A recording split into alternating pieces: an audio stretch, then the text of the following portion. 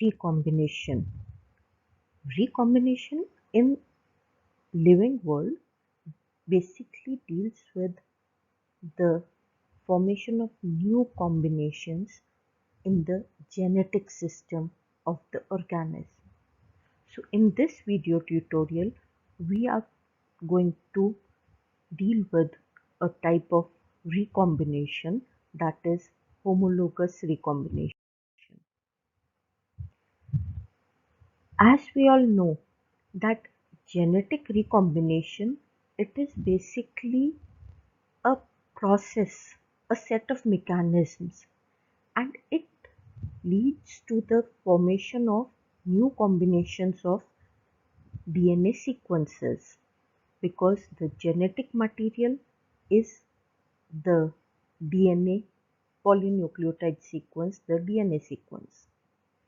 So as a result of genetic recombination, there there's a new combination of genes in the genome, as well as another expression or another result of this genetic recombination is that the expression of the genes, it may be altered at the when that gene is being expressed, or at what level that gene is being expressed.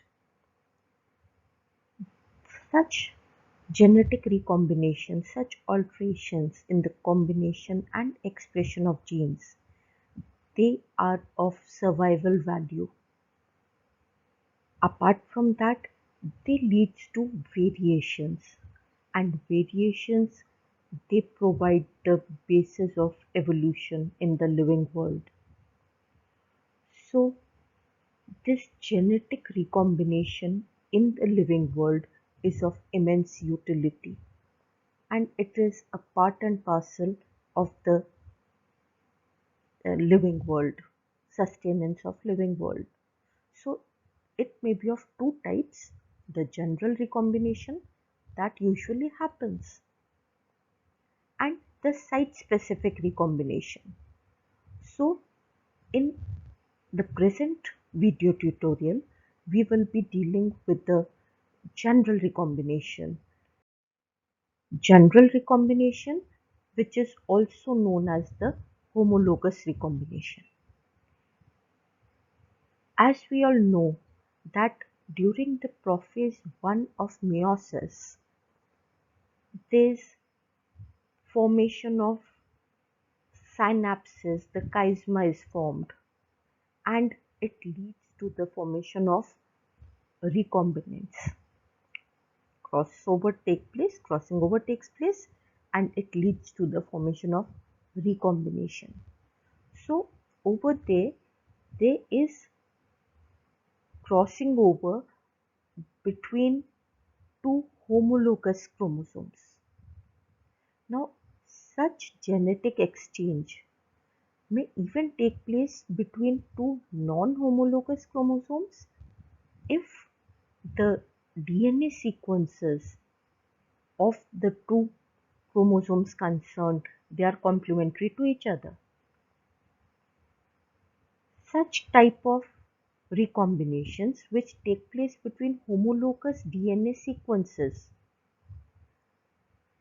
they are of immense utility, and this significance, their need is that they are required during the repair work, repair of the DNA, even at the time when it is being replicated.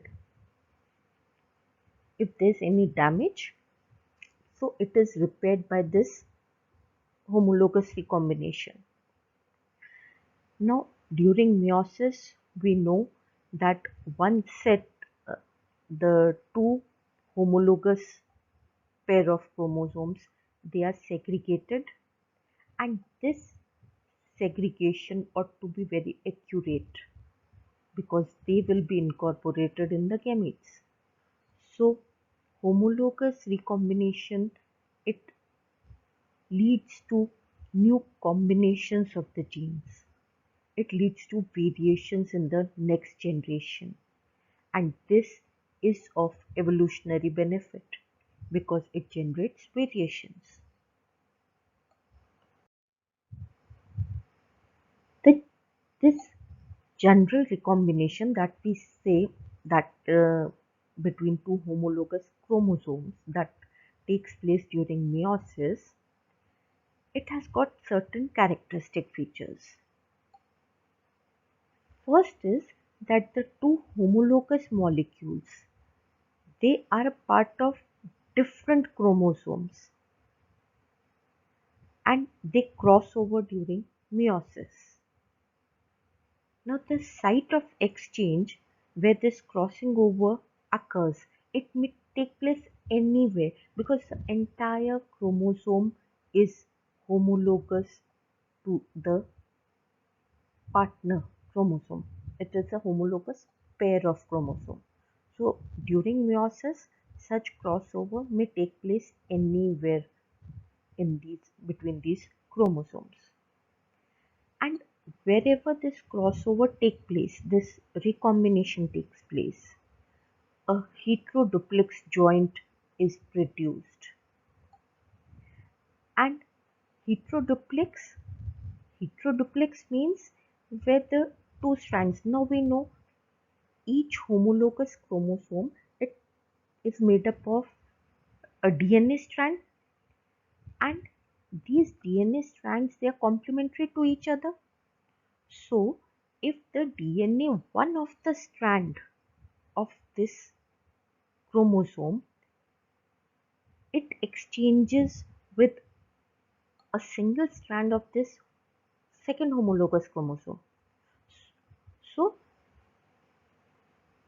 the resulting joint that is produced is a heteroduplex joint where the strands from these two different DNA helix, they have base paired with each other. So this creates a DNA molecule which has got some new sequence, some novel sequence, some new recombination is there. So it leads to the formation of a recombinant chromosome. So what is the basic mechanism of this? How this general recombination or the recombination between these homologous chromosomes, it takes place, or homologous DNA sequences rather I should say. So here we are considering the general recombination during meiosis where the two chromosomes, the homologous chromosomes, they are from the two parents. So first of all, with the help of endonuclease, the enzyme that breaks the phosphodiester bond from within the nucleotide sequence. So a double strand break is created by this enzyme by an endonuclease, and this leads to exposed ends, the 3 dash 3 prime and the 5 prime ends of this DNA molecule. So a specific 5 prime exonuclease, it is the enzyme that removes one nucleotide by breaking the phosphodiester bond at a time. And when I'm saying it is 5 prime exonuclease, that means from the free 5 prime end of this DNA molecule, this DNA segment, one nucleotide at a time will be removed. And this will lead to the formation of an unpaired strand of DNA at the 3 prime end. Now, this single stranded DNA, it has got a tendency to pair with its homologous sequences, and the homologous sequences, it is available with the other chromosome, the other homologous chromosome. So this 3' region, it will pair, it will introduce itself within this double helix. How it is done, we'll deal with it in this tutorial. So here we are just getting a broad idea and overview of what happens during this homologous recombination or general recombination. So this single stranded 3' region, it associates itself with this double stranded regular homologous chromosome, resulting in this special formation of this special structure. Here three DNA strands which are complementary to each other, they are associated. And after this, new DNA is synthesized. In the meanwhile, when new DNA is being synthesized means, and this stretch of the maternal chromosome, the second chromosome in which this 3' region has introduced itself, its strand is free to pair, and this will pair with the other part of this break, uh, this DNA double strand of DNA having this 3' free end. And now this is complementary to this part of this maternal chromosome. So this part of this paternal chromosome will pair with over here. And similarly, new DNA synthesis will take place. So see over here, this is the region where these two homologous chromosomes, they have joined together. A heteroduplex is produced, and this joint molecule, because ultimately what we want is to separate chromosomes, homologs. So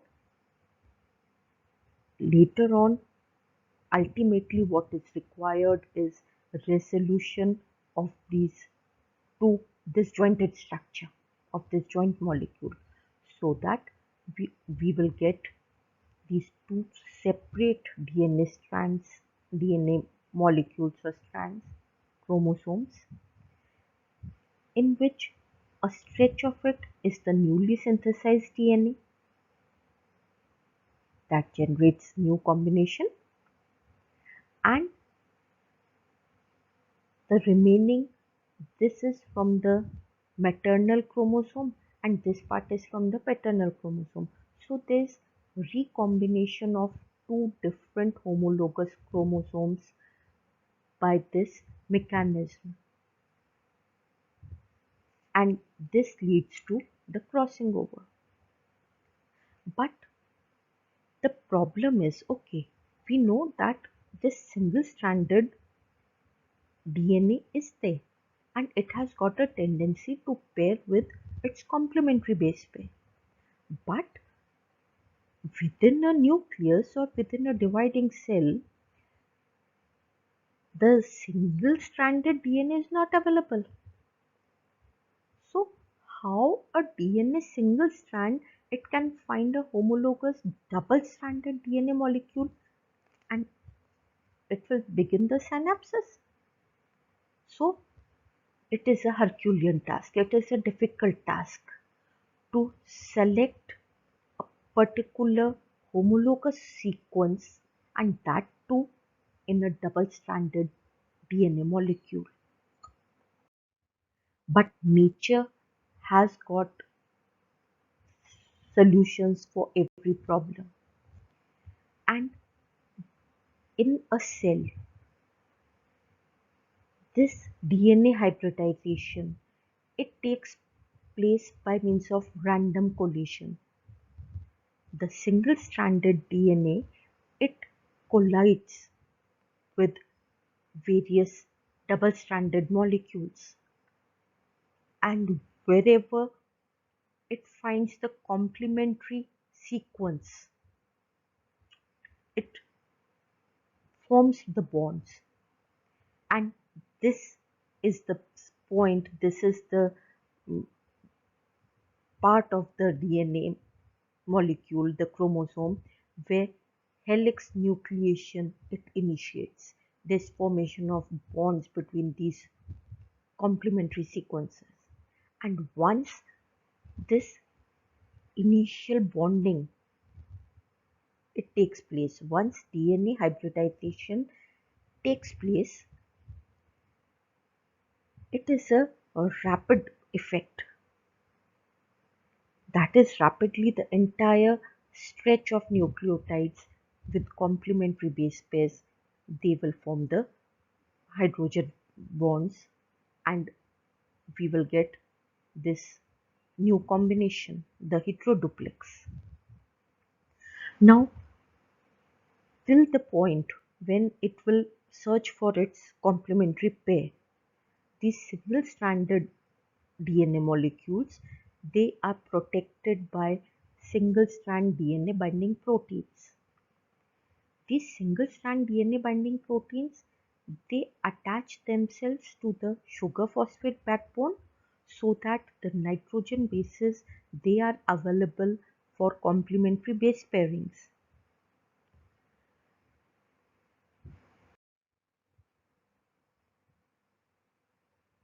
Now, basically saying that the single-stranded DNA or nucleotide sequence, it associates itself with the double-stranded chromosome DNA nucleotide sequence is a very simple task, but actually it involves many proteins and many enzymes. And there's a protein, the recombination A, the red A protein, which is present in E. coli that has been vastly studied. And it has been observed that even in eukaryotes, they are homologues of this particular rec A protein. So this rec A protein and its homologues, they play a crucial role in recombination between chromosomes, and it is because of this rec A protein and their homologues that synapsis is made possible. The crossing over process is made possible. So what happens is this rec A type of protein, it binds to this single stranded DNA nucleotide and it is tightly bound, and this rec A protein, it has got more than one DNA binding sites.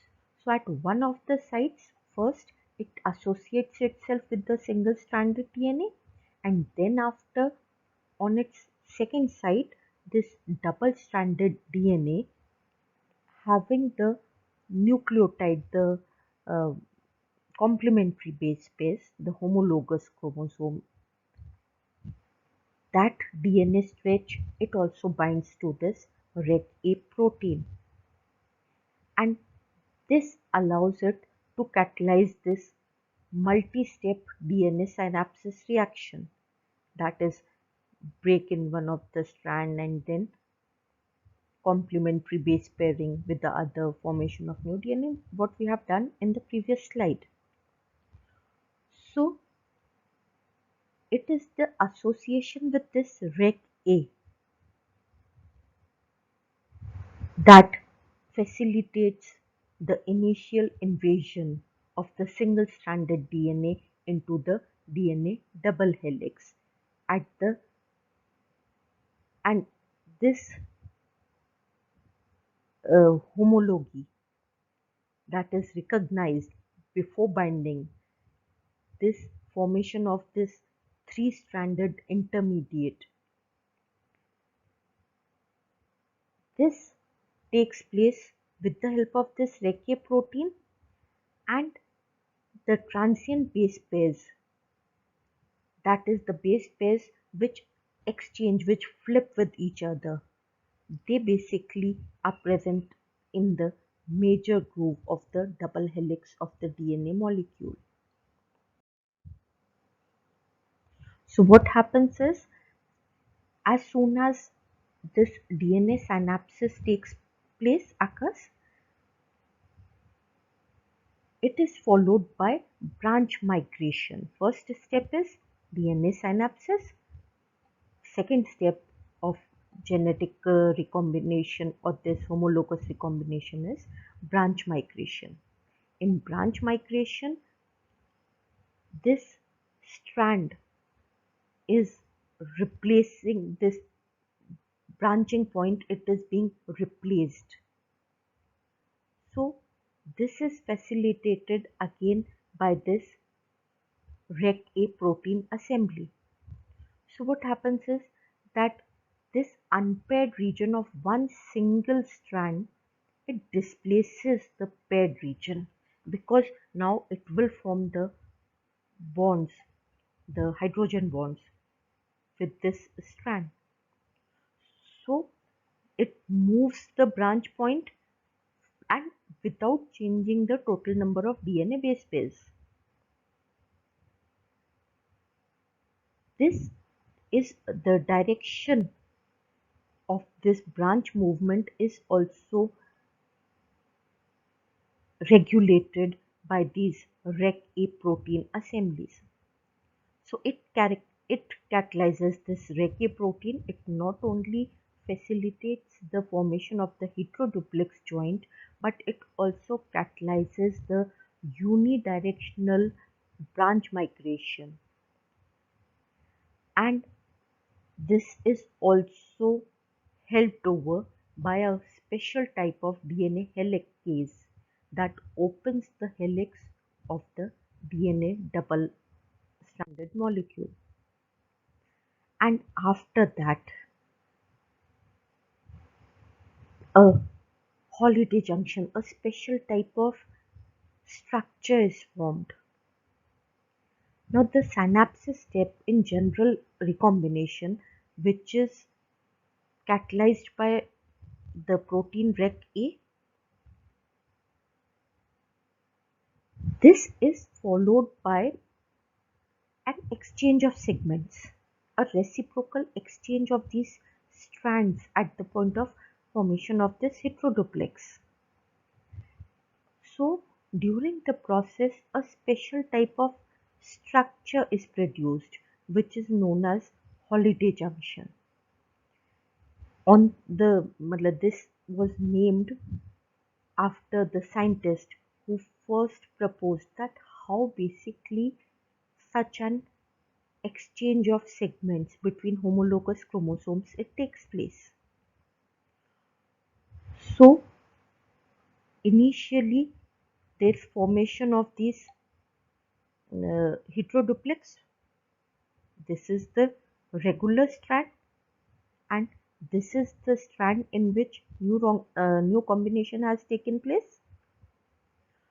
So the initially formed structure, in which one is the original strand, these two strands they are the original strands, and these two strands they are the crossover strands. So this structure formed is the Holliday junction structure. It undergoes isomerization. There is rotation of these strands of this Holliday junction that is produced, and this leads to an open symmetry, a symmetrical structure. Instead of this cross, here is the open structure because of rotation.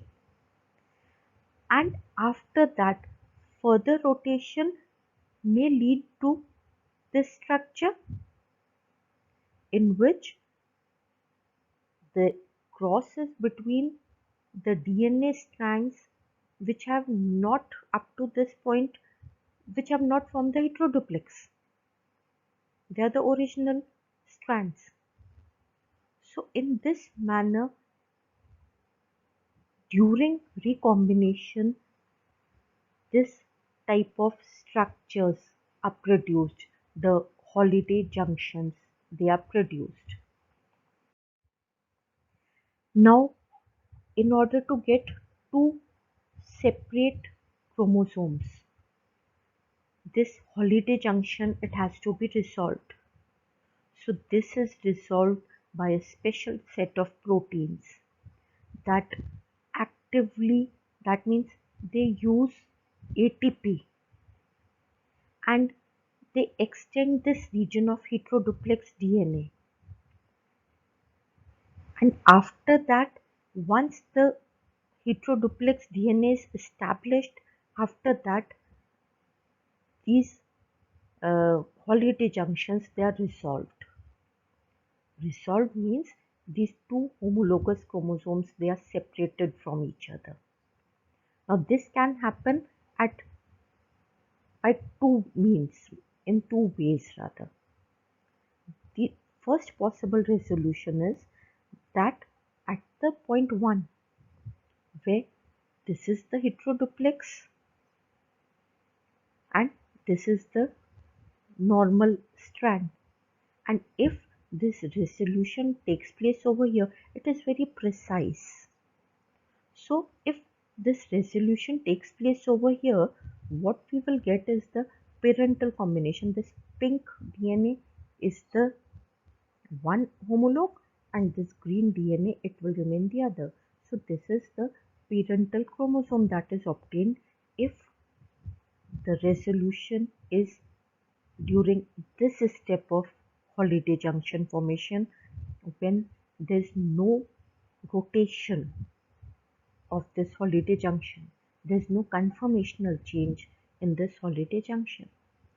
But once this conformational change uh, takes place, once this rotational movement of this Holliday junction takes place, and if the resolution happens after such a rotational movement, what we get is a new combination, because here is the pink part and it will attach itself to the green part, and this is the second chromosome.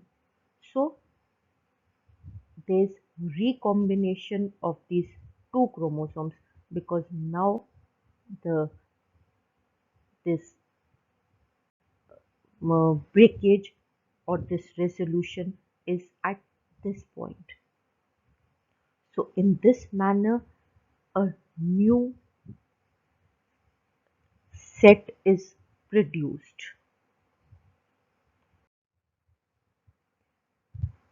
And this type of genetic recombinations, which is a normal trend during meiosis, it leads to variations, it leads to formation of new combinations by combining the paternal and the maternal chromosomes.